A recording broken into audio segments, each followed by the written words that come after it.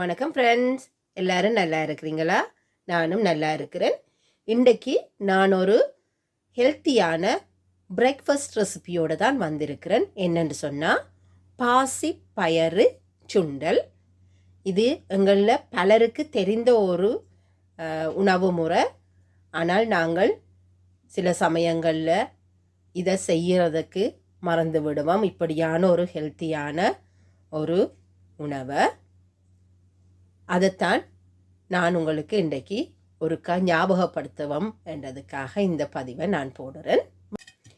இதில் நான் 1 கப் பாசி பயறு, அதாவது பச்சை பயறு எடுத்து ஊற வச்சு அவித்து வைத்திருக்கிறேன். நல்லா மசிகிற மாதிரி பாருங்க, இப்படி நசிக்க வர்ற மாதிரி பதத்தில் அவித்து எடுத்து வச்சிருக்கிறேன். இப்போ இதில் நான் கொஞ்சமாக தேங்காய் எண்ணெய் சேர்த்து நான் இதில் சூடு பண்ணி கொண்டிருக்கிறேன். இது கொஞ்சம் லைட்டாக சூடு வந்த உடனேயே நான் இதில் கடுகு, நான் ஜெலோ மஸ்டர்ட் தான் போடுறேன். கடுகு, பெருஞ்சீரகம், இந்த ரெண்டையும் இதில் போடுறேன். நாங்கள் எல்லா சுண்டலுக்கும் போடுற மாதிரியான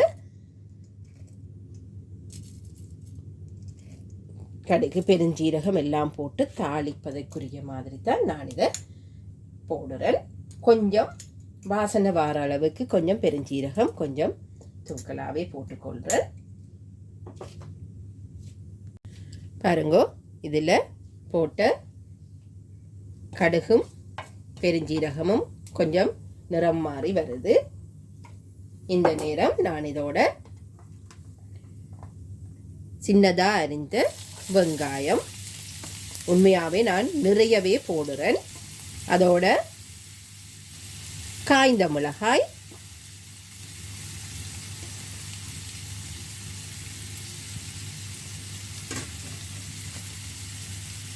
இதோட சேர்த்து கறிவேப்பிலையும் சேர்த்து போடுறேன்.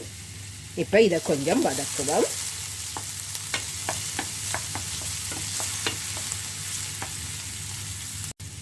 நான் பயறு அவிக்கும் போது கொஞ்சம் உப்பு சேர்த்தபடியாக நான் இந்த தாளிக்கிற பொருட்களுக்கு மட்டும் தேவையான அளவு ஒரு கொஞ்சமாக உப்பு போடுறேன்.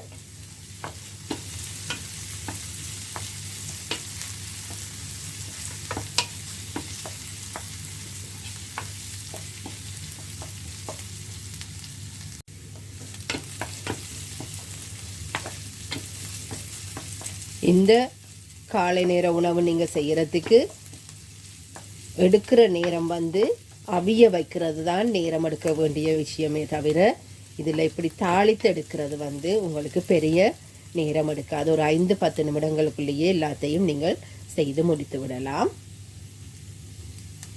பாருங்கோ, நான் மீடியம் ஹீட்டில் தான் வச்சிருக்கிறேன். மீடியம் அல்லது லோ ஹீட்டில் வச்சு நீங்களும் செய்து கொள்ளுங்கோ. போட்ட வெங்காய துண்டுகள் எல்லாம் லைட் ப்ரௌனுக்கு வர தொடங்குது. அடுப்பை இப்போ நான் லோ ஹீட்டில் குறைச்சிட்டு எடுத்து அவித்து வச்சிருந்த அந்த பச்சை பயரை இதுக்குள்ள சேர்க்கிறேன். நாங்கள் நார்மலாக கொண்டல் கடலை சுண்டல்கள் செய்கிற மாதிரி தான் இதுவும்.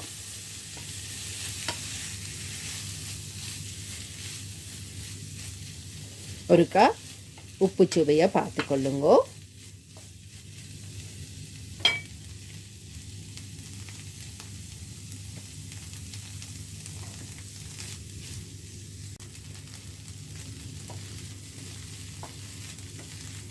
இது அவிக்கிறதுக்கு நீங்கள் ப்ரெஷர் குக்கர் பாவிச்சா கொஞ்சம் விரைவாகவே அவித்து கொள்ளலாம்.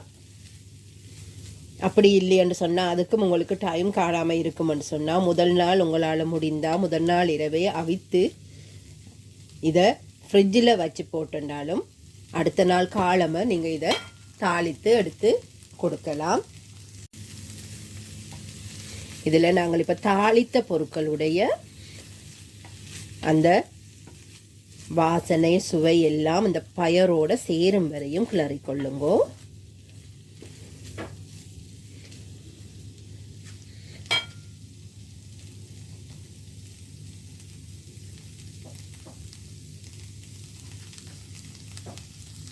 இப்போ சாதாரணமாக கொண்ட கடலை நாங்கள் தாளிக்கும் போது சுண்டல் செய்யக்குள்ள தேங்காய் பூவை சின்ன துண்டுகளாக நறுக்கி போடுவோம். நான் இந்த பச்சை பயறு சுண்டல் செய்யக்க இப்படி தேங்காய் பூவை துருவித்தான், அந்த துருவலை தான் போடுறேன் நான்.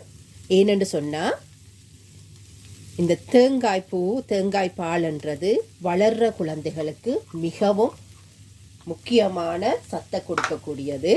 ஆனபடியாக நான் துருவின பூவை போட்டு கிளறிட்டு உடனே சாப்பிட்றபடியாக நான் கன நேரம் அவிய விடுறேல அது பச்சையாக அவர்கள உடம்புக்கு போகிற மாதிரியே இறக்கி கொள்கிறேன் நான். அதோட சுவை இன்னும் நன்றாகவே இருக்கும். பாருங்கோ, பார்க்கவே உங்களுக்கு அதோட சுவை எப்படி இருக்குமென்று தெரியும். பயறு சிறியதாக இருக்கிறபடியால் தேங்காய் துண்டுகள் பெரிதாக இருக்கும். ஆனபடியாக அது செப்பரேட்டாக இருக்கிற மாதிரி இருக்கும். ஆனபடியாக தான் நான் இதை துருவி சேர்த்துக்கொள்கிறேன். நான் இவ்வளவும் காணும். நான் இப்போ இதை ஆஃப் பண்ண போகிறேன். பச்சை பயறு சுண்டல் ரெடி ஆகிட்டுது. நீங்களும் முடிந்தவரை உங்கள் குழந்தைகளுக்கும் உங்கள் குடும்பத்தினருக்கும் சிறுதானிய உணவுகளை பழக்கப்படுத்தி கொண்டு வாருங்கள். பிற்காலத்தில் அவர்களுக்கு அது ஆரோக்கியமான வாழ்வை கொடுக்கும். மீண்டும் இன்னொரு வீடியோவில் உங்களை சந்திக்கிற வரைக்கும் தேங்க்யூ, பாய்.